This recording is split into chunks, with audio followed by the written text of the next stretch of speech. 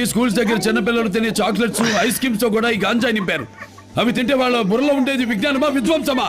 మత్తుకి బానిసై తల్లికి చెల్లికి తేడా తెలియకుండా చేస్తున్న దారుణాలెన్ని, వదిలే దారి లేక వదలకుండా ఉండలేక ఆడబిడ్డలు అమ్ముకుంటున్న మానాలెన్ని, పరువు పోతుందని తీసుకుంటున్న ప్రాణాలెన్ని, కాలేజీ క్యాంటీన్ లో కౌంటర్లు పెట్టి మరి యువతను మత్తులోకి లాగుతుంటే వచ్చేది వికాసమా విధ్వంసమా?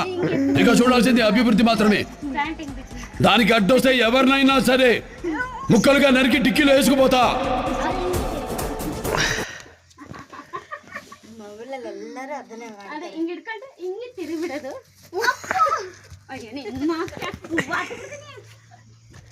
ಅದೇ ರೀ